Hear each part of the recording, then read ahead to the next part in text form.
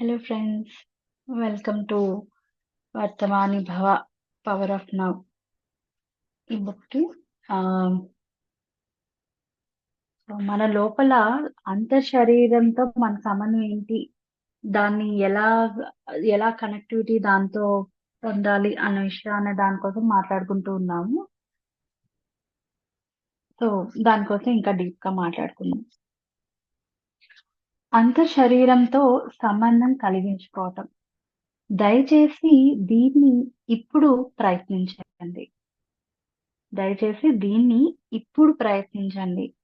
కళ్ళు మూసుకోవటం ఈ సాధనకు సహాయపడవచ్చు. తరువాత శరీరంలో శరీరంలో ఉండటం సహజంగా సులువుగా అయితే దీని అవసరం ఇక ఉండదు. మీ ధ్యాసను శరీరంపై మరల్చండి. లోపలి నుండి దాన్ని అనుభవించండి. మీ మీ ధ్యాసను శరీరంపై మరల్చండి.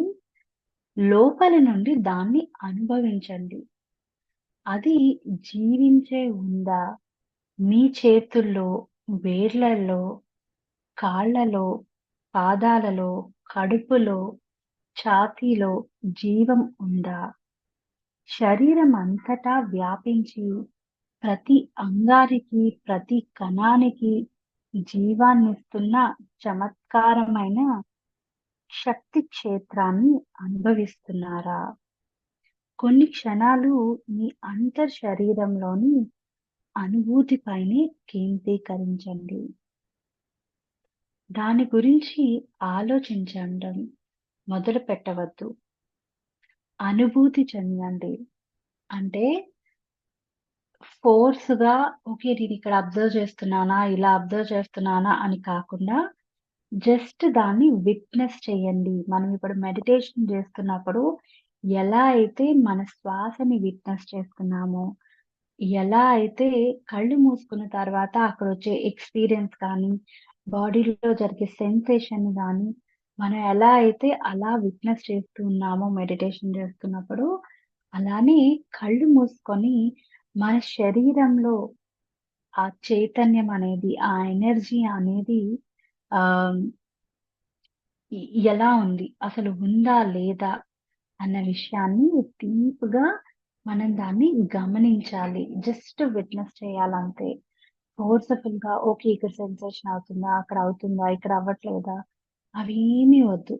మనం డీపర్‌గా కళ్ళు మూసుకొని దాన్ని ప్రాపర్‌గా అబ్జర్వ్ చేస్తే మనం ఏమనుకుంటామంటే మన శరీరంలో ఎటువంటి కదలిక గాని, సెన్సేషన్ గాని ఏమీ లేదు అని అనుకుంటాం. కొన్నిసార్లు మనం మెడిటేషన్ చేస్తున్నప్పుడు ఏదో చీమలు పాకినట్టు, లేదా ఒక పర్టిక్యులర్ ప్లేస్‌లో సెన్సేషన్స్ వచ్చినట్టు, లేదా ఒక పర్టిక్యులర్ ప్లేస్‌లో ఏదో ఆహ్, ప్రిక్ అవుతున్నట్టు, సూదులతో పొడిచినట్టు అలా మనకు అనిపిస్తూ ఉండొచ్చు. అవన్నీ ఏంటంటే ఆ పర్టిక్యులర్ ప్లేస్‌లోని ఆల్రెడీ మన బాడీ అనేది ఎవ్రీ టైమ్ ఆల్వేస్ 365 డేస్ ఆహ్, ఎ మనం అంటే మనం పుట్టినప్పటి నుంచి బాడీ వెకేట్ చేసే వరకు కూడా ఎప్పుడు బాడీ అనేది ఆ సెన్సేషన్స్‌తోని అలానే ఉంటుంది. ఆ ఎనర్జీతోని అలానే మనతో పాటు ఉంటుంది. సో, దీన్ని ఇంకా డీప్‌గా అసలు ఏమవుతుంది? అసలేమైనా ఉందా? లేదా? అన్న విషయాన్ని కళ్ళు మూసుకొని ఇప్పుడు ఒక 2 నిమిషాల పాటు మనం దాన్ని అబ్జర్వ్ చేద్దాం. So, let's all do it. Just eyes close చేసుకొని గమనిద్దాం. మన శరీరాన్ని గమనిద్దాం. శరీరాన్ని, పూర్తి శరీరాన్ని గమనిద్దాం.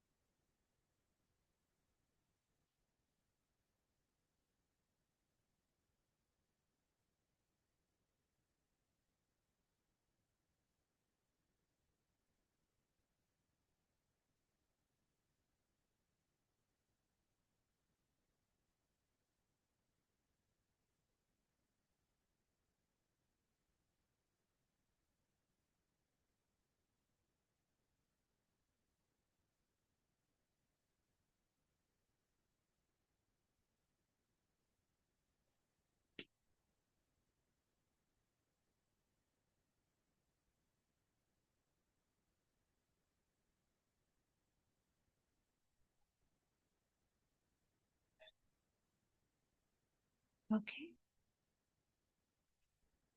సో, మీరు రెడీ అయితే మీ కళ్ళని ఓపెన్ చేయండి ప్లీజ్. అండ్ ఇప్పుడు ఈ శరీరాన్ని అలా గమనించినప్పుడు మీకేమైనా ఎక్స్‌పీరియన్సెస్ ఉంటే ప్లీజ్ షేర్ చేసుకోండి. మీకేమనిపించింది అనేది.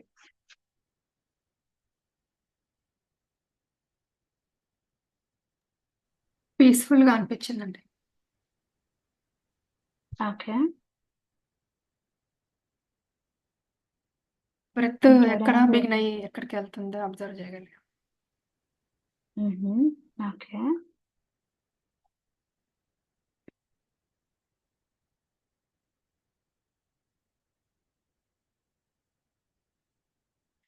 ఓకే. సో, నాకేమనిపించింది అనేసంటే ఆహ్, ఈ శరీరం అంతా కూడా చాలా స్లైట్ ఆహ్, వైబ్రేషన్‌గా అనిపించిందనమాట. చాలా స్లైట్ వైబ్రేషన్‌గా. ఇట్స్ ఎ వెరీ ప్లెజెంట్ ఫీలింగ్‌గా అన్న విధంగా అనిపించింది నాకు.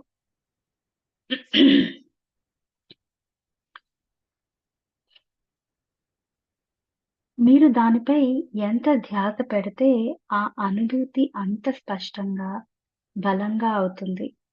శరీరంలోని ప్రతి కణం మరీ మరింత జీవంతో అనిపిస్తుంది.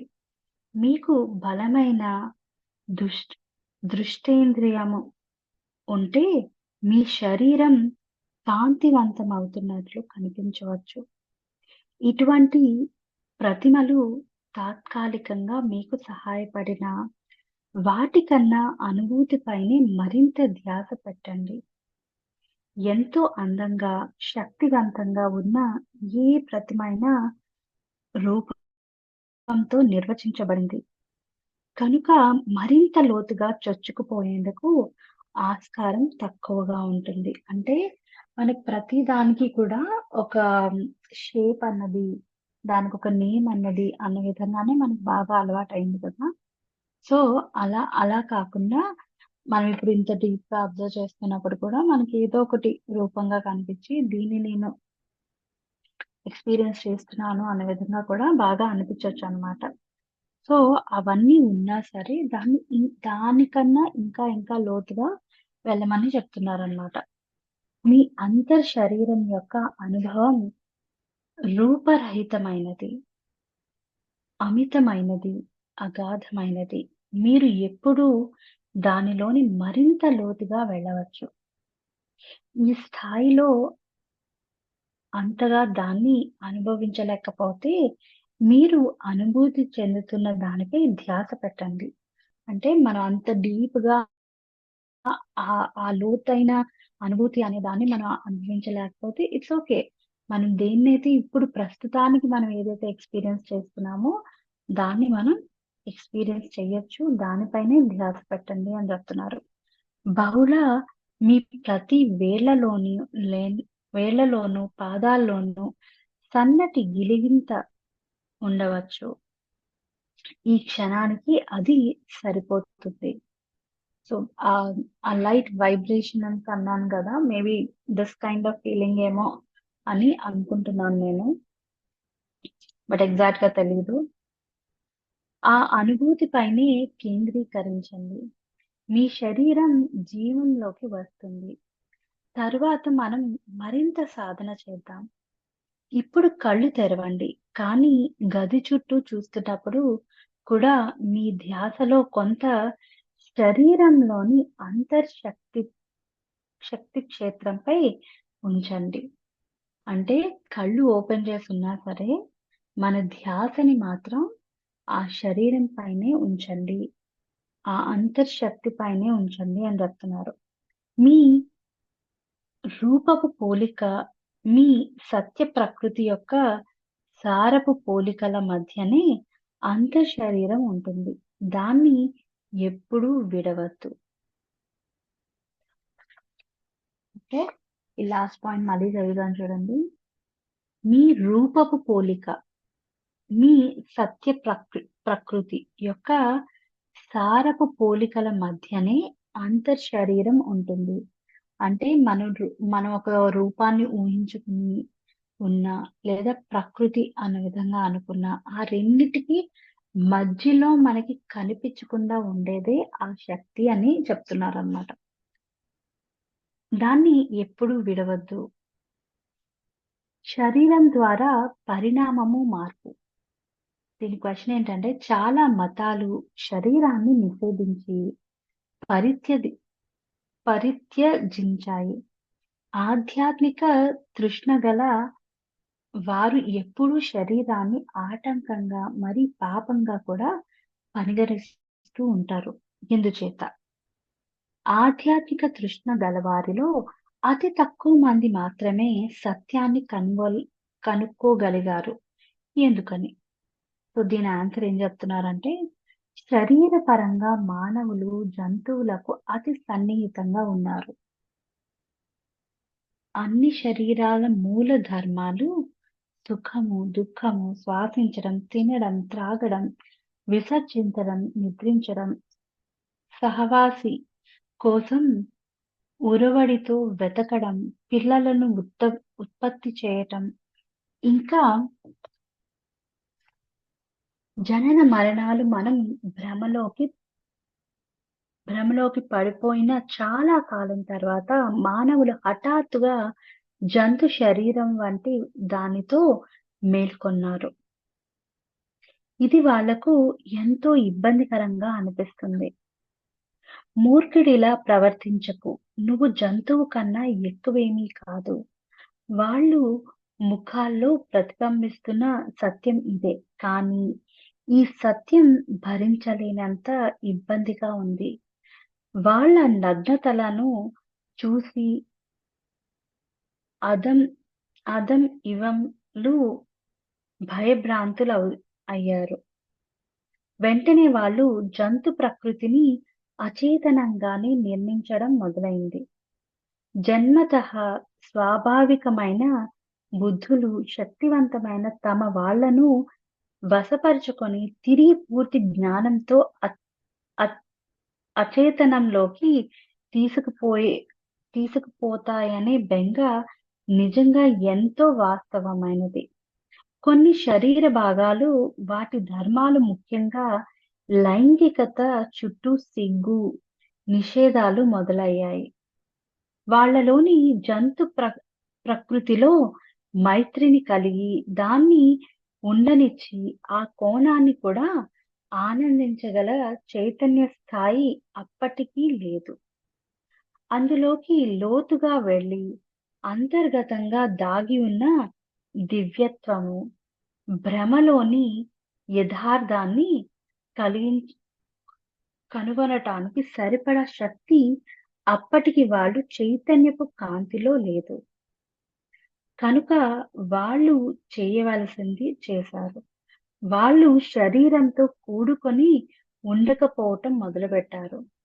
దాంతో వాళ్ళు తాము శరీరంలో ఉన్నట్లు కాకుండా శరీరం తమకు ఉన్నట్లుగా వాళ్ళని వాళ్ళు చూసుకున్నారు.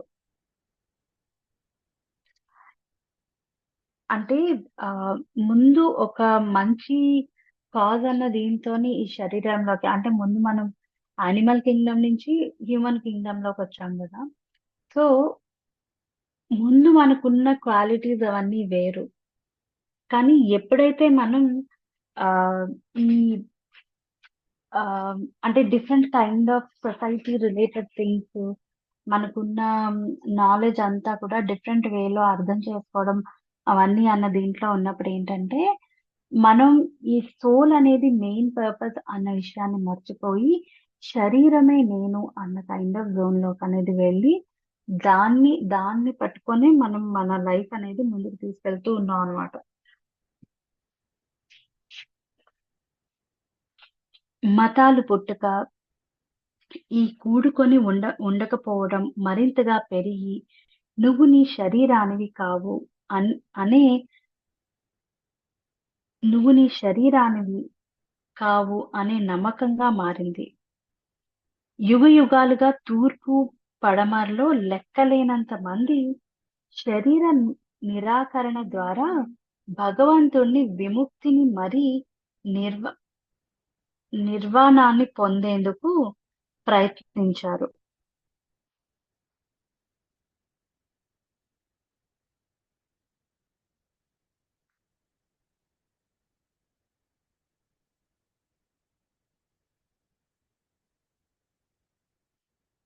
ఓకే. ఇక్కడ ముందు అంటే మనం ఇప్పుడు ఈ సోల్ అనేది శరీరంలో ఉంది కదా!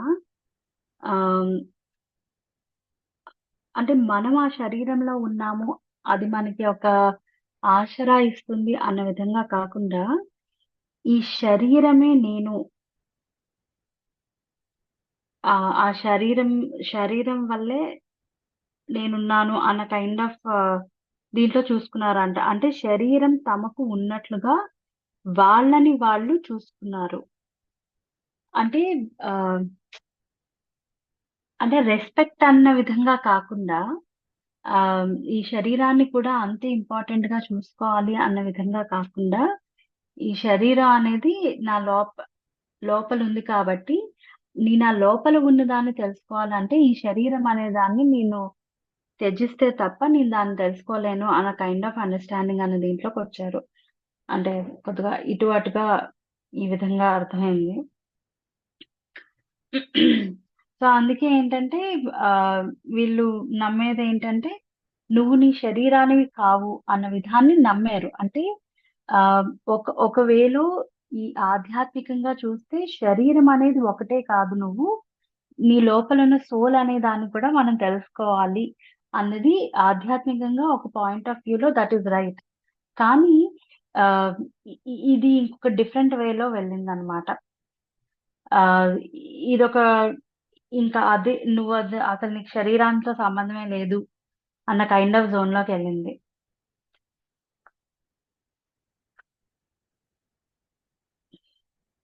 శరీర నిరాకరణ ద్వారా భగవంతుని ముక్తిని మరి నిర్వాణాన్ని పొందేందుకు ప్రయత్నించారు. అంటే ఈ శరీరాన్ని ఎప్పుడైతే మనం త్యజిస్తామో, ఆ లోపలున్న ఆ సోల్ అనేది ఏదైతే ఉందో అది భగవంతుని చేరడానికి ఇంకా ఇంకా వీలవుతుంది అన్న విధంగా నమ్మడం స్టార్ట్ చేశారనమాట.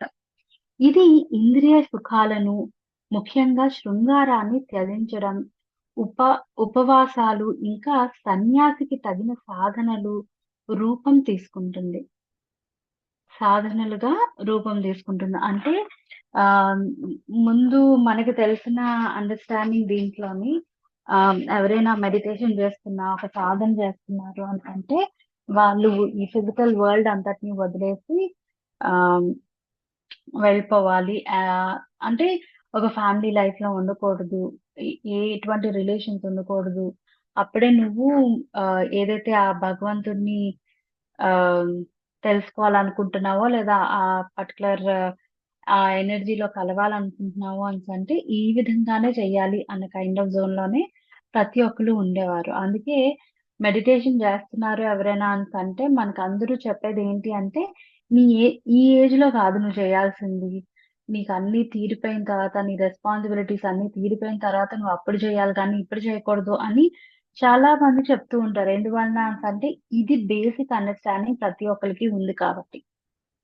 ఒక స్పిరిచ్యువల్ పాత్ అనే దీంట్లోకొస్తే, మనం ఈ ఫ్యామిలీ రిలేటెడ్ స్టఫ్ ఏదైతే ఉందో, ఈ ఫిజికల్ వరల్డ్ స్టఫ్ ఏదైతే ఉందో, వాటన్నిటికి దూరంగా వెళ్ళిపోతాం. ఒక సన్యాసిలా జీవించాలి. ఈ శరీరం అనేది దాని దాన్ని కేర్ జేయరు. ఆహ్, అన్న కైండ్ ఆఫ్ జోన్‌లోకి వెళ్ళి ఉండేవారనమాట. బట్ ఇప్పుడు మనకున్న మోడర్న్ స్పిరిచ్యువల్ సైన్స్ అన్న దీంట్లో మనం తెలుసుకుంటుంది ఏంటి అంటే, ఈ ఫిజికల్ వరల్డ్‌లో ఉంటూనే మనల్ని మన ఫ్యామిలీతో ఉంటూ, మన రిలేషన్స్ అన్నీ మెయింటైన్ చేసుకుంటూనే, మనం స్పిరిచ్యువల్‌గా గ్రో అవ్వాలి. ఆ స్పిరిచ్యువల్ గ్రోత్ అనేది ఏ విధంగా ఉండాలంటే, ఈ ఫిజికల్ వరల్డ్‌లో జరిగే ప్రతి థింగ్ కూడా ఈ రెండిటిని ఇంటర్ కనెక్టెడ్‌గా ఉంచుతాది. అంటే ఇన్కార్పొరేట్ చేసుకుంటూ వెళ్ళగలగాలి. మన స్పిరిచ్యువల్ గ్రోత్‌లో మనం నేర్చుకునేది అట్ ది సేమ్ టైమ్ ఈ ఫిజికల్ వరల్డ్ అనే దాన్ని రెండిటిని కూడా కలిపి మనం ఒక దీంట్లో తీసుకెళ్తూ ఉండాలి. ఆ విధంగానే మనం స్పిరిచ్యువల్‌గా గ్రో అవ్వగలుగుతాం. గ్రో ఇన్ ద సెన్స్ ఏంటంటే, మన అండర్‌స్టాండింగ్, మన కాన్షియస్‌నెస్ అనేది పెరుగుతూ ఉంటది. అది త్రూ విజ్డమ్. చాలా బుక్స్ ఉన్నాయి. చాలా మంది ఎక్స్‌పీరియన్సెస్ వినడం దాని త్రూగా మనం చేస్తాం ఇదంతా. రైట్? వాళ్ళు శరీరాన్ని పాపంగా తలచేవారు కనుక దానిని ఆహ్, శుష్కింపచేసి, బలహీనపరిచి, దాన్ని శిక్షించేందుకు విపరీతమైన బాధకు గురిచేసేవారు.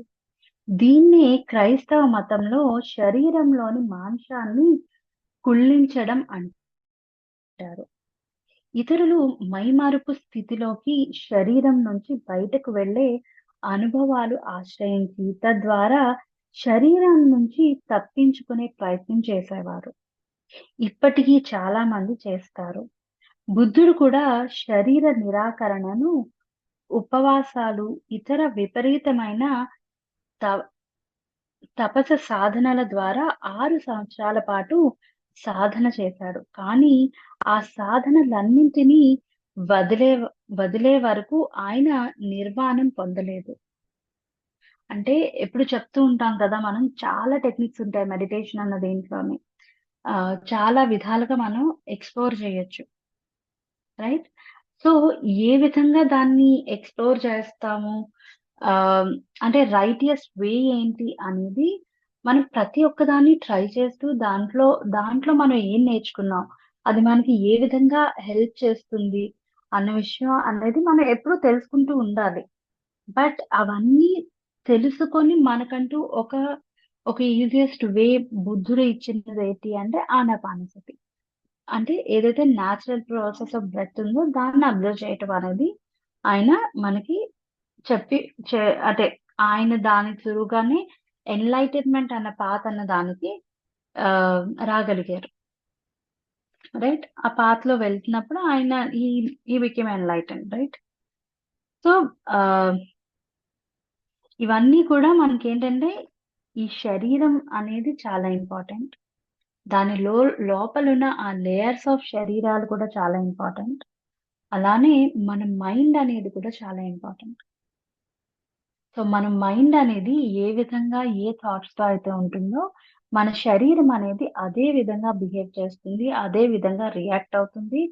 అదే అదే ఆహ్, థాట్ ప్యాటర్న్స్ అన్న దాంతోని బౌండరీస్ పెట్టుకుంటుంది. దానికి రిలేటెడ్‌గానే మన బాడీ అనేది రియాక్ట్ అవుతూ వస్తూ ఉంటుందన్నమాట. సో, బాడీకి, మైండ్‌కి చాలా చాలా కనెక్టివిటీ అనేది ఉంది. కొన్నిసార్లు బాడీ డామినెన్స్ మైండ్ పరంగా కూడా వెళ్తూ ఉంటది. బాడీయే మైండ్‌ని కూడా డామినేట్ చేసే వేలో కూడా వెళ్తూ ఉంటుంది. మనం ఇక్కడ మాట్లాడుకున్నాం గదా! ఇక్కడ బాధ శరీరం క్రియేట్ అవుతది. ఆహ్, అవన్నీ దేనివల్ల ఒక దుఃఖం అవన్నీ ఉండడం వల్ల అలా అక్యుములేట్ అయ్యి ఒక శరీరంలా క్రియేట్ అవుతూ ఉంటది. ఎప్పుడైతే మనం వాటన్నిటి నుంచి మనం ఎప్పుడైతే బయటకొస్తూ ఉంటామో, ఈ ఈ మైండ్ అండ్ బాడీ అనేది ఇంకా they will become much more deeper friends. ఇంకా బాగా కనెక్ట్ అయ్యి ఉండడం వల్ల మన మైండ్ ఏ విధంగా ఉంటుందో మన శరీరం అంతే బాగా రియాక్ట్ అవుతుంది. శరీరం రియాక్ట్ అవ్వడం అంటే మనకి వచ్చే ఈ హెల్త్ ఇష్యూస్ ఎవ్రీథింగ్ అన్నీ కూడా మన మైండ్ ఏ విధంగా అన్నీ పెట్టుకుంటూ ఉంటుందో మైండ్‌లోని ఆ బ్లాకేజెస్ వాటన్నిటిని బేస్ చేసుకొని మన బాడీలో హెల్త్ ఇష్యూస్ అనేవి క్రియేట్ అవుతూ ఉంటాయి. రైట్? వాటన్నిటిని మనం మన థాట్స్‌తోని, మన మన అడాప్టింగ్ స్కిల్స్‌తోని లేదా మనం వాటిని వదిలేసే విధానంలోని మనం వాటన్నిటిని కూడా ఓవర్‌కమ్ చేయగలుగుతూ ఉంటాం. అందువల్లనే మనకేం చెప్తూ ఉంటాం మెడిటేషన్ చేస్తున్నప్పుడు with the help of wisdom అవన్నీ కూడా మన శరీరంలో ఉన్న ఏవైతే హెల్త్ రిలేటెడ్ ఇష్యూస్ ఉన్నాయో వాటన్నిటిని కూడా క్లియర్ చేసుకోగలుగుతాం. అవి ఆల్రెడీ క్రియేట్ అయ్యి ఉంటే ఆ విధంగా క్లియర్ చేసుకుంటాం. క్రియేట్ కాకుండా ఉన్నాయి అనేసంటే మనం చిన్నప్పటి నుంచి మనం ఎప్పుడైతే ఈ స్పిరిచ్యువల్ పాత్ అనే దాంట్లోని, ఈ విజ్డమ్ అనే దాంట్లోని మనం ఏదైతే భావనా శక్తిలో నేర్చుకున్న ఆ 15 పాయింట్స్ ఏవైతే ఉన్నాయో లవ్ అని, ఫర్‌గివ్‌నెస్ అని, యాక్సెప్టెన్స్ అని, పీస్ అని, హ్యాపీనెస్ అని, గ్రాటిట్యూడ్ ఇవన్నీ కూడా మనం ఎప్పుడైతే చిన్నప్పటి నుంచి ఫాలో అవుతూ రాగలుగుతూ ఉంటామో, మనం చాలా వరకు ఒక more than 50% or more than that 80%, 90% కూడా మనం ఈ దుఃఖ శరీరాన్ని క్రియేట్ చేసుకోకుండా ఉండేందుకు ఈ నాలెడ్జ్ అంతా కూడా మనకు చిన్నప్పటి నుంచే మన టచ్‌లో ఉండడం వల్ల అంత హెల్ప్ చేస్తుందన్నమాట. రైట్.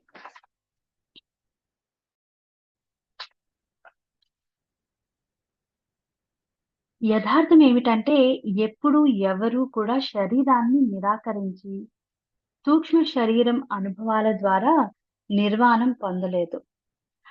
అటువంటి అనుభవాలు ఆసక్తికరంగా ఉండి భౌతిక పరం నుండి విముక్తి స్థితి యొక్క విముక్తి స్థితి యొక్క క్షణ దర్శనం మీకు కలిగించిన చివరికి పరిణామం అనే ముఖ్యమైన పని చోటు చేసుకునే శరీరంలోకి ఎప్పుడూ తిరిగి రావాల్సిందే. పరిమాణం లేక మార్పు శరీరం ద్వారా జరుగుతుందే తప్ప బయట కాదు. ఇందుకోసమే నిజమైన గురువులు ఎప్పుడూ కూడా శరీరాన్ని ఎదిరించమని కానీ, వదిలేయమని కానీ చెప్పలేదు. అయినా వారి మతానికి మూలమైన వారి అనుచరులు ఎప్పుడూ అదే చేసేవారు. ప్రాచీన బోధనల్లో శరీరానికి సంబంధించిన కొన్ని తునకలు మాత్రమే బ్రతికి బయటపడ్డాయి. మీ శరీరమంతా కాంతితో నిండుతుంది అని జీసస్ చెప్పిన సత్యం వివరంగా మరి పురాణ కథల్లోని దైవ నమ్మకంగా మిగిలింది. ఉదాహరణకు జీసస్ ఆయన శరీరాన్ని త్యజించకుండా దానితో ఒకటై స్వర్గానికి ఆరోహించారు. ఈ రోజుకి కూడా దాదాపు ఎవ్వరూ ఆ కథల్లోని గూఢార్థాన్ని అర్థం చేసుకోలేకపోయారు. నువ్వు నీ శరీరం కావనే నమ్మకం విశ్వవ్యాప్తంగా సమ్మతించబడి శరీర నిరాకరణకు దాని నుండి తప్పించుకునే యత్నాలకు దారితీసింది.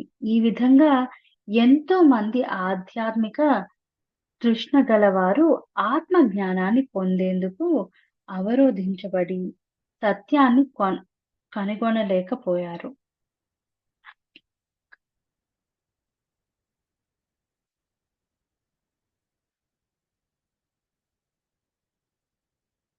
సో చాలా మంది అందుకే ఈ శరీరాన్ని నువ్వు పట్టించుకున్న అవసరం లేదు. నీ లోపల ఉన్న సోలే ఇంపార్టెంట్ అన్న విధంగా చెప్తూ ఉంటాం కదా. అలా చెప్పడం అనేది ఇట్స్ రాంగ్ అని అంటున్నారు. మనకి లోపలున్న ఆ పర్టికులర్ కాన్షియస్నెస్ అనేది ఎంత ఇంపార్టెంటో మనకి ఐడెంటిటీ అనేది క్రియేట్ చేసిన ఈ శరీరం కూడా అంతే ఇంపార్టెంట్. అలానే మన ప్రతి యాక్ట్ కి, మన థాట్స్ కి, మన శరీరం అయ్యే రెస్పాన్స్ కి అన్నిటికీ కూడా చాలా ఇంటర్ కనెక్షన్స్ అనేవి చాలా ఉన్నాయన్నమాట. సో బయటకు కనిపించే ఈ శరీరం అంటే ఏదో ఆషామాషిగా తీసుకునే ఇది కాదు. ఈ శరీరం అనేది కూడా చాలా చాలా చాలా ఇంపార్టెంట్. ఓకే. సో ఈరోజు టాపిక్ ఇది. Thank you so much. మళ్ళీ మనం నెక్స్ట్ సెషన్ లో కలుద్దాం. Thank you.